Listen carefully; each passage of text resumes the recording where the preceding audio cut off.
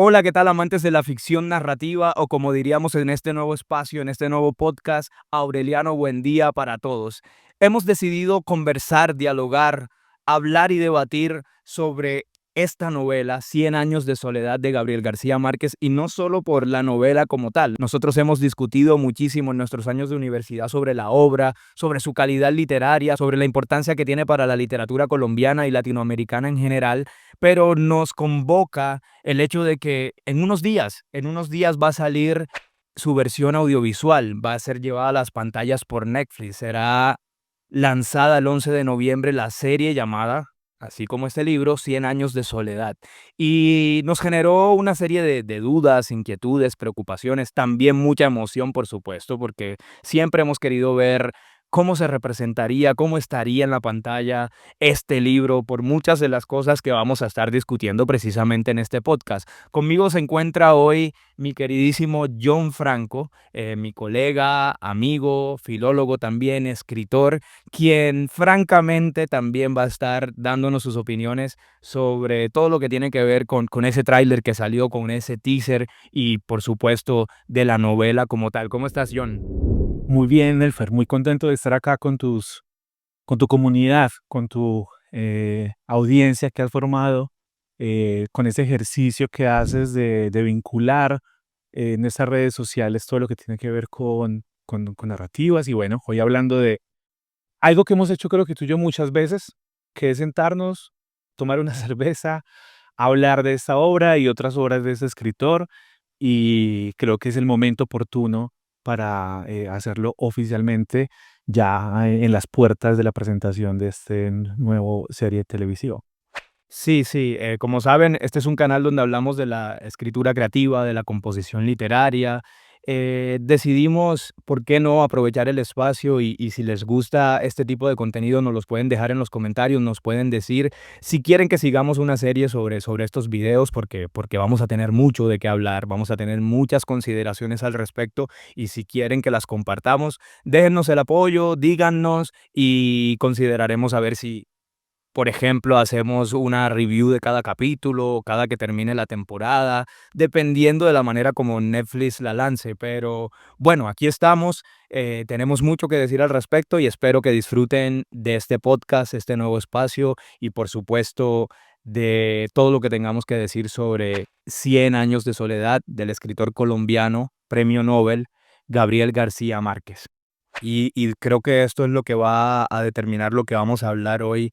Pensar en cómo tomar estas páginas, dependiendo de la edición, normalmente 500, 600 páginas, con un sinnúmero de personajes que también vamos a revisar a continuación, con sus propios conflictos internos, con sus propios dilemas, en medio de un crecimiento de un pueblo que es Macondo, un pueblo ficcional, que va creciendo, que va evolucionando, que va siendo reflejo de la evolución de las naciones, incluso de las ciudades latinoamericanas, caribeñas. Entonces, ¿cómo se va a llevar eso a la pantalla? ¿En cuántos capítulos se va a hacer? ¿Cuáles son las disposiciones técnicas e incluso comerciales, John, que has averiguado, que sabes sobre la serie como tal? Yo no lo tengo muy claro cuántos capítulos van a ser, en cuántas tandas se va a lanzar, cuánto demora cada capítulo. Tengo entendido que tú sí tienes esa información. Sí, estuve viendo algunas entrevistas que le hicieron a Alex García, que es el director y general de la obra, de esta producción, porque como es una serie tiene varios directores, y hablaban de 16 capítulos. Una primera temporada de 8 capítulos, otra segunda temporada de 8 capítulos. Entonces estamos hablando de 16 horas audiovisuales del mundo de Macondo. Sabemos que la obra tiene 20 capítulos, ¿sí? Ujú. Entonces va a haber una voz donde decía, la novela, sí, la novela tiene 20 capítulos, y creo que lo hablábamos en un momento que el promedio de lectura de la obra es más o menos casi una hora por capítulo, más o menos. Entonces creo que vamos a tener una similitud bastante grande entre el tiempo en televisión de la obra con el tiempo de lectura promedio de la obra. Sí, este promedio no es gratuito, no es como sacado de la nada. John, que ha enseñado esta novela en sus cursos, por ejemplo, de literatura acá en Medellín, eh, lo cotejó como para ver qué posibilidades tenían sus estudiantes para leer la obra en un tiempo determinado y lo cotejaste con audiolibros. Sí, lo cotejé con audiolibros como para saber bien cuál era el tiempo de lectura que podían tener los estudiantes por capítulo y el promedio, que los capítulos curiosamente son todos bastante simétricos en extensión. Bueno, no, curiosamente, eso debe ser por diseño también de García Márquez, entre 45 y 55 minutos de una lectura a un ritmo normal, eso es lo que se demora la lectura de la obra. Sí, siempre me ha parecido súper potente ese nivel, consciente, compositivo de García Márquez, que sin la necesidad de nombrarte los capítulos, de decirte, de ponerte números, la extensión que tienen los capítulos como tal, pero tener esa capacidad de que tengan el mismo volumen cada uno y que haya cierta simetría en la misma composición de la obra, en ese sentido, pues, de la división. Entonces, me parecería muy acertado por parte de la serie que emulen eso, que tengan esa sincronía también o esa simetría es la palabra. A mí me parece muy importante porque es una primera señal de que hay algo en la adaptación que se está haciendo bien. Yo sufriría muchísimo si la obra fueran 8 capítulos, toda la obra, porque uno sé que hay partes de la historia muy importantes que no van a tener su desarrollo, porque creo que es algo muy importante también esta obra, que posiblemente lo hablaremos más adelante. El ritmo es muy constante y creo que cada momento, cada episodio de la obra tiene eh, una duración eh, adecuada. No hay momentos que se extienden demasiado, tampoco el tiempo se acelera mucho. Y siento que la obra, si también nos fueran a dar 5 temporadas de Cien años de soledad, cada una de 10 capítulos, me preocuparía mucho, porque digo que van a inventar personajes, que no lo sabemos tampoco, pero van a inventar personajes, van a extender historias, que no creo que sea lo adecuado. Entonces, creo que esta simetría no lo traemos a colación solamente porque sí, sino porque creo que la simetría que hay entre el tiempo de imagen y el tiempo de lectura de la obra en sí misma ya marca un ritmo de la adaptación que me parece adecuado.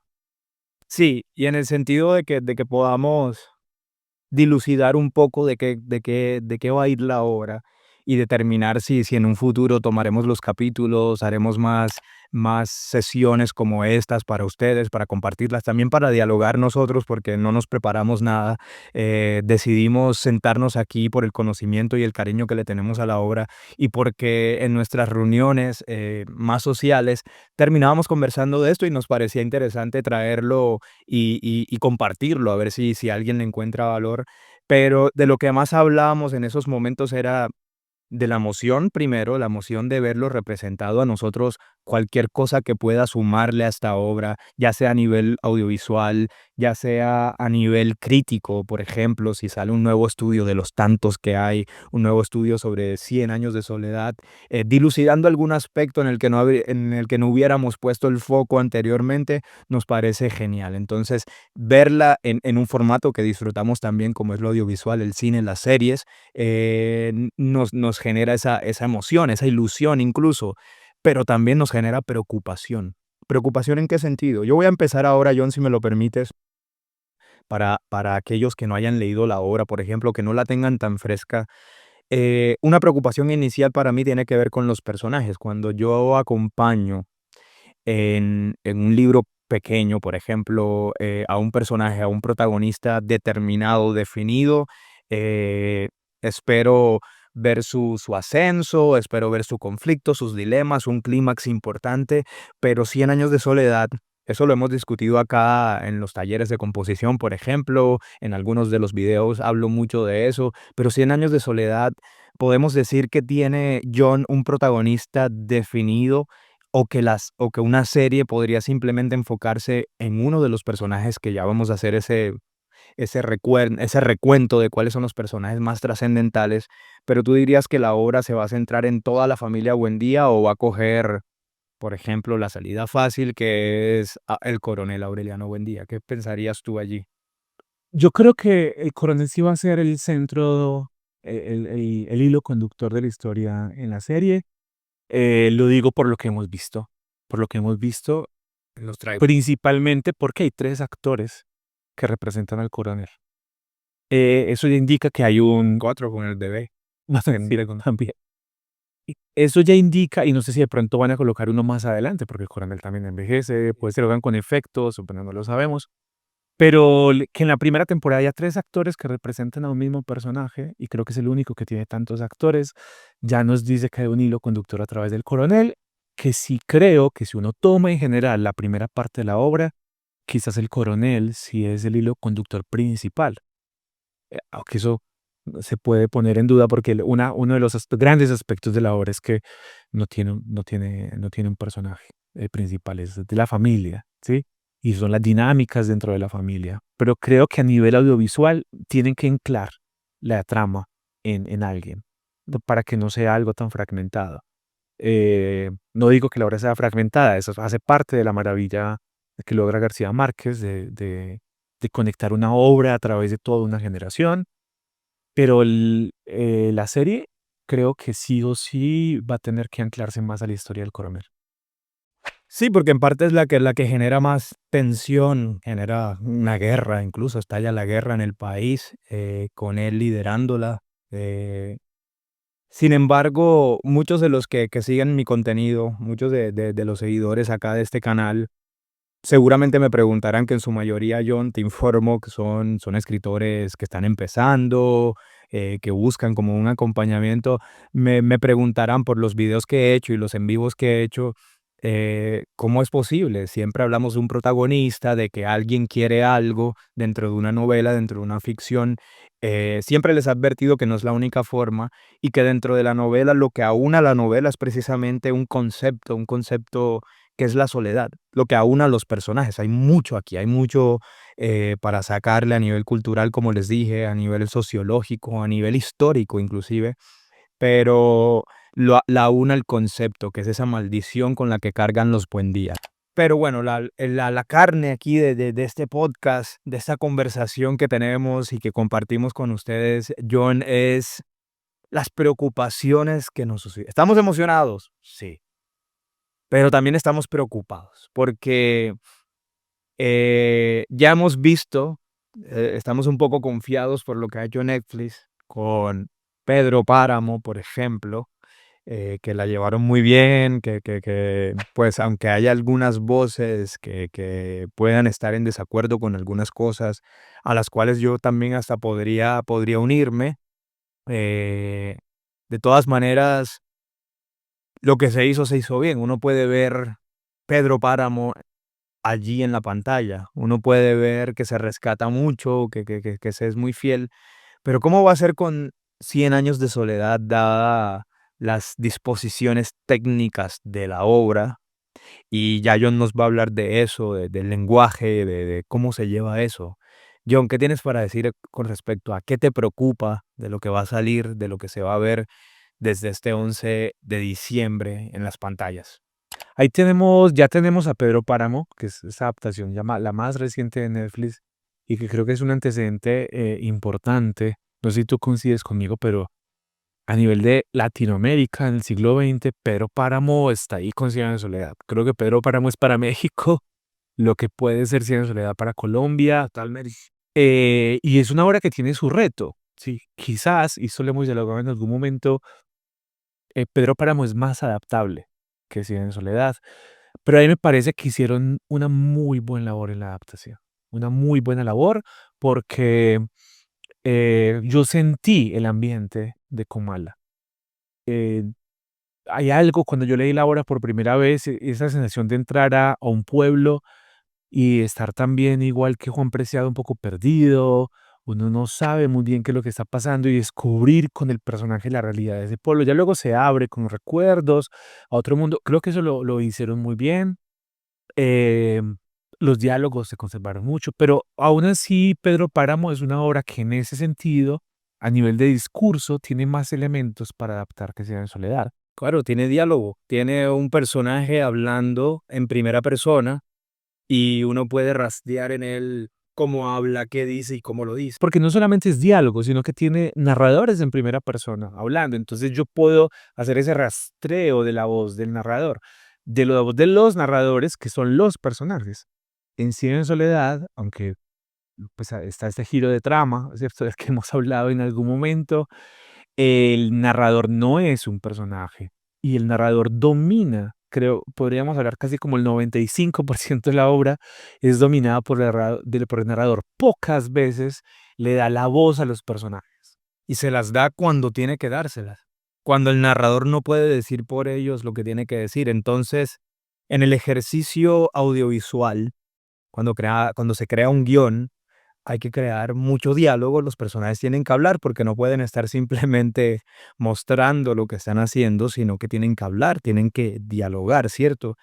Entonces, ¿qué nos esperamos para esta serie? ¿Solo la voz en off narrándolo todo? Para eso tenemos el libro. Pero los trailers nos han anunciado un poco eso, que no sé si en la obra va a haber tanta presencia de la voz en off. En los trailers vemos mucha presencia de la voz en off, lo cual es entendible.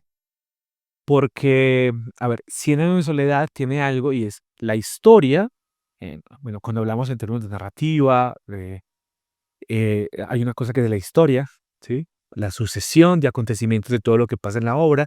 Hay otra cosa que es la trama, que a veces se llama fábula, argumento, bueno, en todo eso, la forma en cómo se organizan, que Cien años de soledad tiene un poquito, es menos compleja que Pedro Páramo en la estructuración de la trama.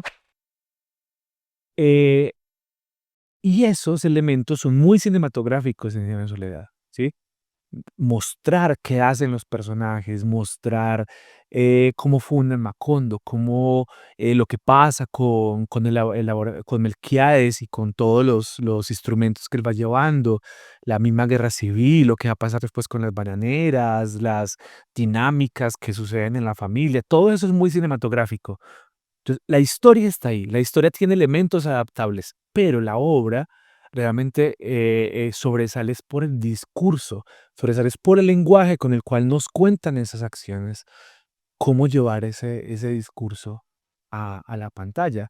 Entonces, ese narrador que nos está contando las cosas, que nos cuenta que los imanes, y hacemos esa referencia porque en el tráiler va a aparecer eso, cómo los imanes hacen temblar las cosas y todos los clavos se sienten atraídos hacia ese imán, nos lo hacen narrar de una manera extraordinaria, pero visualmente es lo que pasa con un imán. Obviamente es un imán más poderoso, lo que sea, pero visualmente no creo que sea tan extraordinario a como lo narra García Márquez, que eso es parte de eso que han llamado realismo mágico, ¿sí? Entonces, cómo van a llevar ese nivel de discurso al audiovisual es lo que me preocupa, no la historia. La historia está bien, es el discurso. Sí, trama hay sucesos tras sucesos y tienen tensión y pueden mantener ahí el gancho. Pero a la hora por eso existe la literatura, por eso hay una composición, un estilo, un ritmo, un tono. Entiendo esa preocupación de llevar eso a la pantalla.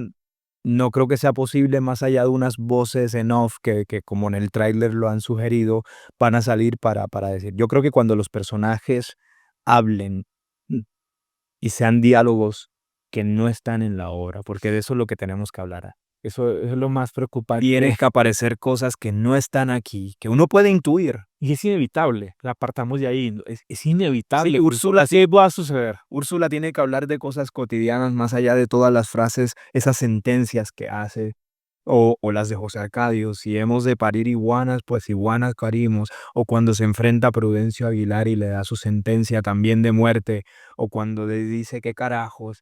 Esas, cuando ellos hablan y en la novela aparece, todas esas frases tienen que ser rescatadas y tienen que... Es que son pocas. Para la persona que no se ha leído Cien años de soledad, son pocas las frases literales, o sea, lo que llama en teoría literaria el estilo directo. Las frases que me narran en estilo directo, la voz del personaje son muy pocas.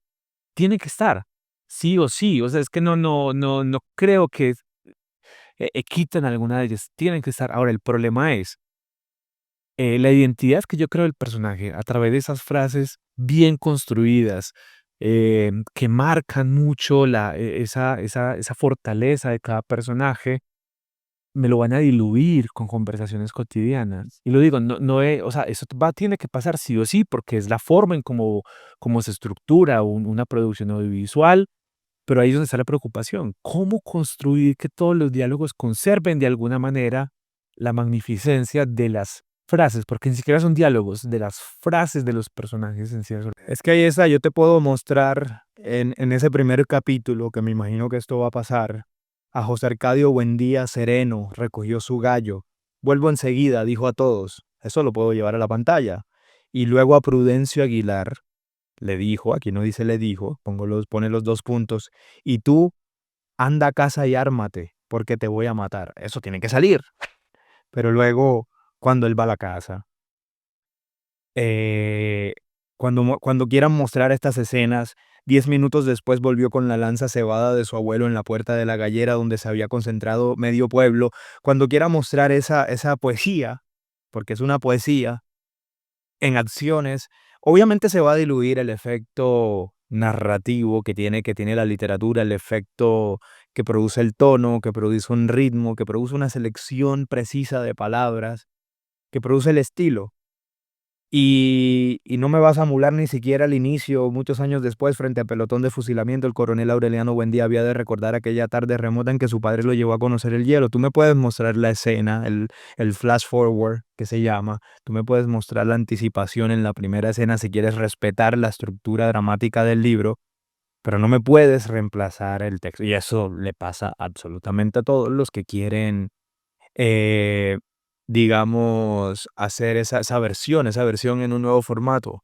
¿Qué pasa? Los que hicieron Harry Potter la tenían fácil. Harry Potter es una saga de libros que se sustenta en las acciones, en los eventos. Pasó esto, luego pasó esto. No hay riqueza en el lenguaje. Uno la puede rastrear si quiere, pero es forzarlo mucho. Esto es literatura dura. Siempre les digo, esto es lenguaje puro. El lenguaje puro donde no importa la acción, no importa el conflicto, no importa la trama, no importan los sucesos, no importan los personajes mismos, sus dilemas, sino la forma en la que están planteados, la forma en la que todos se aunan para crear esto, con potencia, con claridad, con belleza. Y Y es que aún así, yo te diría, em, yo puedo, una persona podría, yo no, seguramente yo no, pero una persona podría escribir una historia que tenga exactamente las mismas acciones, entramadas de la misma manera, pero lo que hace mucho más potente Cien Soledad es el lenguaje, y es García Márquez. Y el lenguaje, la voz del narrador que me cuenta las cosas a mí, que incluso juega conmigo, que me toma el pelo de vez en cuando, eh, hay que traducir eso a una cámara y hay que traducir eso a personajes hablando realmente. Entonces, yo creo que ahí hay un gran problema. Creo que ese es el primer gran problema que yo encontraría con la obra. ahí está, tú lo acabas de decir, alguien puede coger y reescribir, proponer la misma acción, la misma trama, los mismos personajes, sus conflictos, y eso es lo que está haciendo el guionista, Sí. quien guionó eso.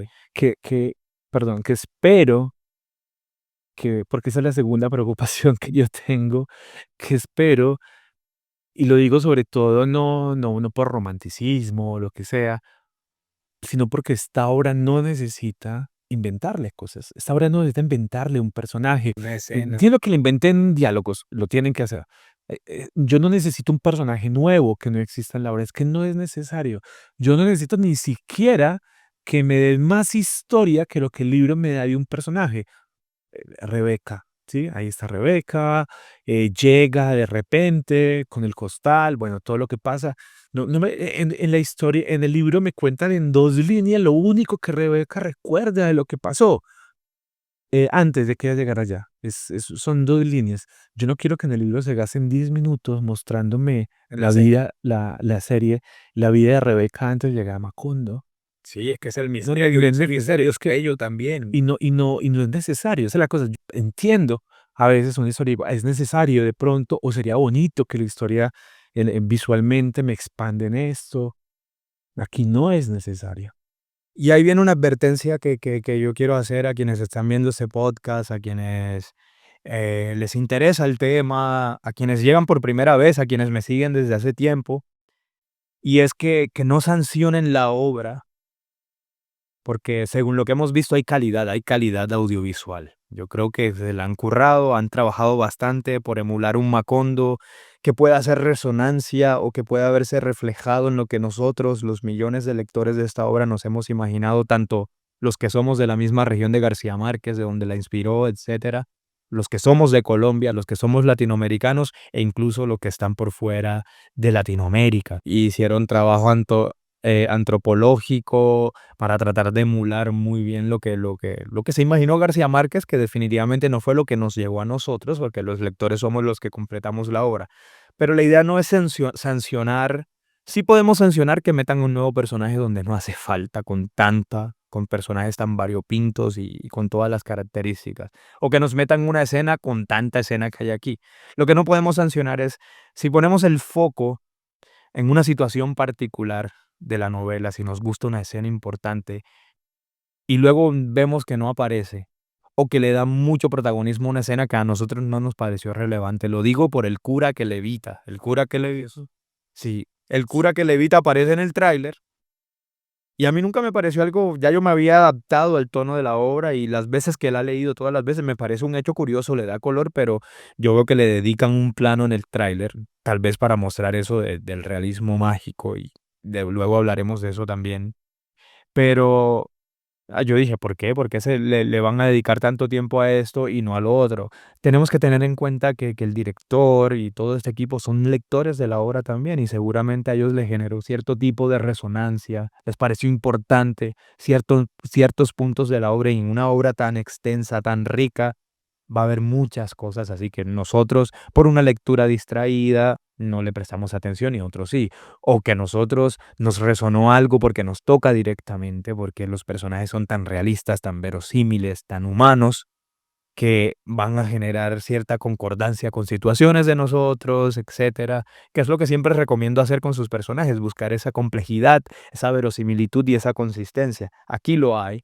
Entonces, en el momento en que no veamos algo, que algo no nos guste, por mínimo que sea, no vamos a sancionar la obra completa, pero sí yo sí considero que debemos sancionarla en el momento en que empieza a crear más allá de lo que hay aquí, porque aquí hay arquitectura, naturaleza, complejidad humana, hay todo. No hace falta inventarle nada nuevo más allá de lo que sea necesario para que la escena fluya, como los diálogos que mencionaba John. Por ejemplo, por lo que he visto también de la producción de la serie, que eso me parece interesante, es Macondo como lo completo, porque en la obra eh, se nos mencionan algunas cosas de Macondo. O sea, creo que no podemos extraer un mapa urbano de Macondo a partir de Cien años de soledad, como si pasa con otras obras donde casi casi está el mapa dibujado completo de una ciudad, de una geografía completa.